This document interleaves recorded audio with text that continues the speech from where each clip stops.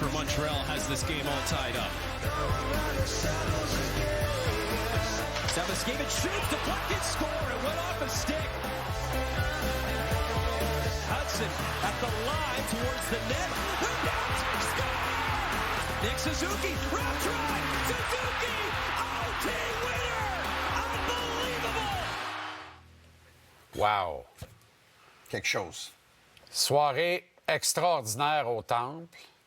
On a souffert beaucoup de regarder ce jeune groupe de leaders apprendre à perdre pour mieux apprendre à gagner. Là, on collecte un peu de ce qu'on a souffert. Hier, là, on a vu une équipe qui sait maintenant et qui trouve des façons, qui a donc assez appris à perdre et qui a un peu plus, sous nos yeux émerveillés hier, appris à gagner. C'est quand même assez incroyable qu'ils gagnent autant qu'ils gagnent après seulement 3 ans de reconstruction. T'en as des clubs là, qui font 8 ans, 9 ans, 10 ans, 11 ans, 12 ans. Puis ces clubs-là, ils ont de la misère à s'en sortir. Regarde, les Sénateurs, ça va bien. Eux qui ont perdu hier soir, par contre, alors, je pense qu'ils vont faire les séries cette année, là, les Sénateurs. Mais les Sénateurs, là, ils étaient mauvais pendant longtemps. Là. Ils étaient mauvais comme dans plus que 3 ans. Les Sabres de Buffalo sont mauvais depuis une douzaine d'années. Ça fait 14 ans. Tu sais, les Coyotes d'Arizona qui sont maintenant Utah Hockey Club, là, Arizona, Phoenix, Arizona, Utah.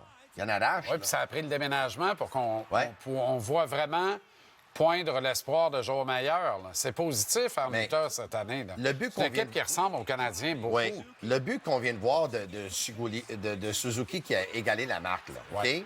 Ce but-là, le fait que la rondelle y a rebondi là, juste devant lui, c'est comme si, honnêtement, cette équipe-là a de l'aide. Non, mais c'est Martin qui l'a dit. L'aide, là, sacrez-moi patience avec les fantômes du forum. Ça, là, c'est des dinosaures qui racontent des niaiseries pareilles.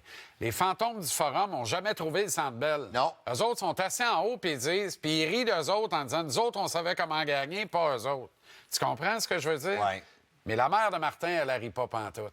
S'il y a un fantôme, c'est la mère de Martin. Puis c'est les mains d'une maman qui sont entrées dans les gants de Reinhardt. Puis ça, là, hier, Tony, là, tous les coachs le disent. Tu as besoin des bons pour gagner. Il faut que tu aies des rebonds favorables.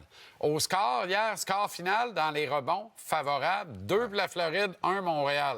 Mais Montréal gagne 3-2. On dirait que depuis quelques semaines, la mère de Gallagher aussi a aidé beaucoup. Là. Très possible. Gallagher qui a marqué des buts importants pour le Canadien aussi. Mais tu parles de la force de ce... C'est dire la force mentale de ce jeune groupe de leaders. Oui. Mais hier, ceux qui sonnent la charge, là, parce qu'encore une fois, hier, Slav est dans le formol complètement. Il a sauvé sa soirée avec la sauce qu'il a repérée Hudson à 18 secondes de la fin. Exact. Et sinon, c'est une autre soirée de misère où ses pieds bougent pour lui, pas. là. Oui. Encore une punition de mollesse puis de faux tough, d'agressif. C'est vrai. Je suis pas capable de bouger mes pieds, fait que j'arrive en retard, fait que je sors le hockey, puis je m'en vais dans la boîte. Mais ceux qui ont sonné la charge, c'est les restants, c'est les Tuski, c'est 3 gars dont on ne voulait plus. Dvorak, Gallagher et Anderson. Faut crier au génie de Martin Saint-Louis d'avoir réuni ces 3 problèmes, d'avoir dit « V'là les clés du char usagé, c'est vous autres le char usagé, arrangez-vous avec ça. » Bien, c'est la bagnole usagée qui tire les marrons du feu. Ils se sentent importants aussi. Hein? Ils comprennent leur rôle. Oui. Il n'y a plus de baboune là-dedans. Là. Ils ont un rôle, ils le comprennent, puis ils font le travail. Puis Christian Dvorak, je suis content que tu en parles ce soir, là, parce qu'il n'y en a pas beaucoup qui vont parler de lui, mais c'est un mise en jeu qui est gagné en prolongation, qui donne la possession de rondelles aux Canadiens. Ça va de Lane Hudson, puis Lane Hudson à Caulfield, puis Caulfield à Suzuki, puis c'est le but de la victoire en moins de 40 secondes en prolongation. Puis quand Dvorak ne gagne pas un mise en jeu en prolongation, ou quand il est là, des fois, il y en a qui disent « Mais là, pourquoi il est sur la glace, puis pourquoi Caulfield n'est pas là tout de suite? » Il fait qu'est-ce qu'il faut faire en prolongation, c'est gagner la mise en jeu. Il y a presque 2 mois maintenant, Jean-Nicolas Blanchette, notre ami, le columniste du Journal de Québec et du Journal de Montréal, tu sais, j'ai pas peur de le dire, là, il m'a réveillé littéralement parce qu'il dit « Je t'entends sur Jake Evans. » Tu sais, c'était avant la ratification du nouveau contrat de Jake. Il dit « Je veux juste... » Il a sorti un tableau comparatif de Jake Evans et de Christian Dvorak. Ils étaient absolument égaux, sauf qu'il y avait un léger avantage dans 2 catégories. À chaque fois, l'avantage était à Dvorak. Et là, il disait « Toi, tu veux payer 4 millions par année de Jake Evans alors que tu peux garder Christian Dvorak pour maximum 3 millions par année. » Il dit « Moi, honnêtement, là, il dit entre les deux, je garde Dvorak. » Puis moi, depuis ce temps-là, ma marotte, il y a juste les fous qui ne changent pas d'idée. Là. Merci à Jean-Nic encore. Parce que le réveil qui a fait sonner chez moi m'a forcé à regarder Dvorak différemment. Tony, il faut garder ça ici cet été. À 2,5 millions, 3 millions par saison pendant 3 ans, tu gardes ça ici. Tu ne sais pas ce que Kapanen, qui va se ramener finalement, va te donner. Il a été tout sauf impressionnant dans les 12 matchs qu'il a joué ici avant de partir en Suède. Tu sais pas quand est-ce qu'Owen Beck va être prêt. Tu veux surtout pas régresser l'an prochain. Puis tu n'as aucune garantie que tu vas être capable de mettre un deuxième centre sous contrat qui a de l'allure pour la prochaine saison. Tu te dois de garder de la profondeur. C'est un gaucher, Evans est un droitier. Ça te fera un centre de 4 à 2 têtes s'il faut. Moi, Christian Dvorak me démontre qu'il est bien ici, il est heureux ici, il est prêt à faire une concession salariale pour rester ici. Let's go. Tu n'as jamais trop de bons vétérans de bonne profondeur dans une équipe. Pas beaucoup d'agents libres sans restriction vont signer un contrat de 2 ans, mais si jamais lui serait prêt à le faire et son contrat va prendre échéance en même temps qu'Anderson puis Gallagher, qui va rester 2 ans à leur contrat après cette saison. Mais là, ça dépend.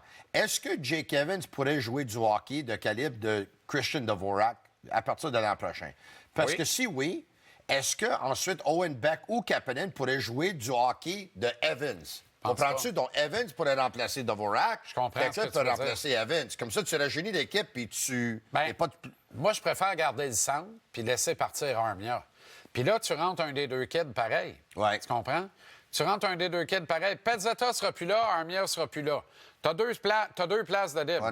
Puis t'as Demidov ça qui dépend, rentre. parce que le Kirby Doc, il y a des fortes chances qu'il va jouer à l'aile l'année prochaine. Bien, s'il est ici, y a-t-il encore quelqu'un qui croit que Kirby Dog va être encore ici à Je l'automne? comprends, mais c'est quoi sa valeur? Ils vont donner à qui? Au River Rats, des Cobras de Parc-Ouellette à Ville-la-Salle? Rendu là, pourquoi pas? Non, mais je pense pas que c'est une question d'obtenir une valeur équivalente dans le cas de Kirby Doc. Ouais. Je pense que ça va être un throw-in. C'est juste une question de dire bye. C'est tout, là. Donc, Tu comprends? moi, je pense que Kirby Doc va débuter la saison avec le Canadien l'an prochain à l'aile. À date, les chances sont fortes en ce Demidov sens-là. va être là à l'aile. Je suis pas sûr que... Je pensais ça veut dire que Newhook va être encore au centre? Parce que Newhook va jouer à l'aile aussi, là. Peut-être. Je suis pas sûr qu'Owen Beck va être là, plus j'y pense. Là. Ben exact. Je pensais avant qu'il était là, mais je suis pas Tu sais, convaincu. c'est beaucoup plus proche de Newhook Ouais. à l'aile que de Doc à l'aile ou de Newhook que de garder Dvorak. Ouais. Est-ce que le Canadien, ce qu'il voit de Newhook actuellement, lui permet de croire? Est-ce que Newhook aurait gagné cette mise en jeu-là en prolongation hier? Newhook, c'est une énigme au cercle des mises en jeu. il est pas Moi, fort. j'aime le jeu qu'il nous donne, j'aime la vitesse. Suzuki qu'il apporte. était incroyable hier soir. Lui qui a gagné Très bon. 13 sur 21, Très bon. 62 Mais je veux voir C'était formidable. Newhook à l'aile. moi. Ouais. S'il Je est pour comprends. rester ici, c'est à l'aile. Arrêtez de dire on a peut-être notre solution au centre. C'est pas une solution. Finalement, le Canadien n'avait pas besoin de Jack hier. Martin a vu Finalement, le juste. Canadien n'a pas eu besoin de Jack High. Martin a vu juste d'y aller avec le même alignement. Il a gagné le match. Puis les Canadiens ne se sont pas fait brasser hier là, par les partants de la Floride. Non. Mais il y a eu un rebond. C'est un cadeau du ciel. Mais c'est un cadeau. Oui, c'est un cadeau. J'aimerais dire que c'est un cadeau pleinement mérité. Mais C'est oui, mérité parce que Floride n'a pas fait ce qu'il faut pour gagner le match, alors qu'ils avaient toutes les opportunités. Ils n'ont pas eu l'instinct du Stewart hier soir. Manqué d'opportunisme. Mais Ouais. cette équipe-là n'est pas la même sans Kachuk et Ekblad. Mais Arrêtons. là. ça fait du bien de voir Jack High travailler comme il a travaillé plus tôt aujourd'hui. j'espère. Aujourd'hui, à la pratique. Il n'a pas là, même t'as le vu, choix là. de travailler. Il était là, pratique optionnelle avant tout le monde, lui, puis Lane Hudson encore une fois. Là. Est-ce qu'à la dernière fois que le défenseur des Canadiens avait 3 passes contre l'équipe qui avait gagné la Coupe Stanley? 2 matchs de suite. Là, Exactement. 13 points en 5 matchs. Hey, Dans la les riche 5 histoire derniers. des Canadiens de Montréal, une tradition de 120 ans, une histoire de 120 ans. Il est rentré dans la livre de record hier soir, lui qui a battu le record de Chris Chelios pour le plus de passes pour un défenseur recru. Et il va avoir le plus de points peut-être même demain.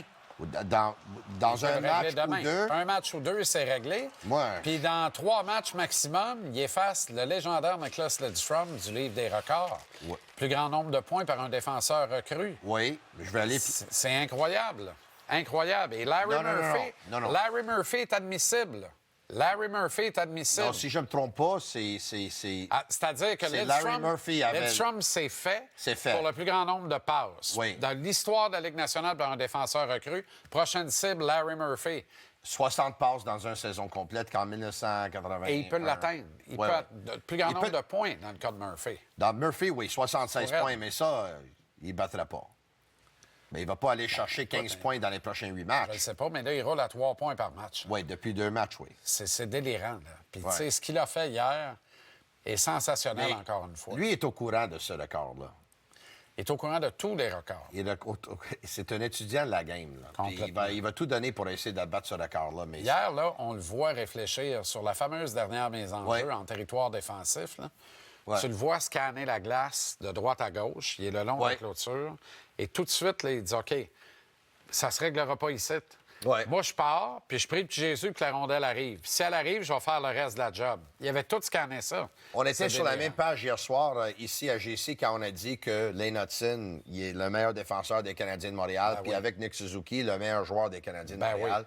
Caden Gooley, hier soir, là, parce qu'il y a quelques mois de ça, il y en a qui disaient « Mais Gooley est supérieur. » Gooley a dit hier, là, « Moi, j'ai jamais joué avec un joueur de même. » C'est impossible. Puis il dit, quand j'entends Martin Saint-Louis puis Lane Hudson parler d'hockey, c'est comme s'ils sont en train de parler d'une autre langue. Que je comprends même pas. Ouais. Je comprends même pas qu'est-ce qu'ils sont en train de dire. Exact. Non, mais... Exact. Trophée Calder, là, c'est sûr. Là. Ben oui, arrête. C'est sûr, c'est sûr. Et plusieurs votes, puis pas juste des votes de 5e place pour le trophée Norris. Là.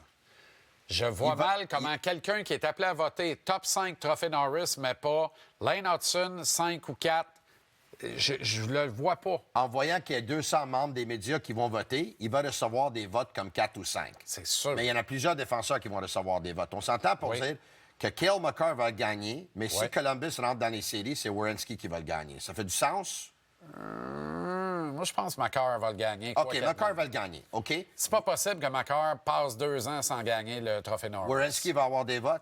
Werenski va avoir des Quinn votes. Hughes? Beaucoup de votes. Victor Hedman? Quinn Hughes va en avoir, mais moins, je pense qu'Edmund va avoir plus de votes que Hughes. Jacob Slavin? Slavin devrait avoir des votes, mais pas autant que... Si Slavin a un vote, Hudson a un vote. Josh Morrissey? Josh Morrissey devrait avoir beaucoup de votes. Oui, je pense que oui. Alors, Hudson va récolter des votes. On sait qu'il va en récolter. Il y a un autre qui m'impressionne beaucoup, moi, c'est Thomas Harley. Thomas Harley fait le travail. Très bon jeune défenseur. Sans Heiskanen à Dallas. Là. Il fait le job. Mais tu sais quoi? 1 contre 1, je garde Hudson. Mais moi, il n'y a pas grand joueur que je change Hudson, moi. Je prends même pas Quinn Hughes pour Lane Hudson 1 contre 1. Oublie ça. Là. Je garde Lane Hudson. Il est meilleur que Quinn Hughes. Ça fait longtemps que je te le dis. Là. Je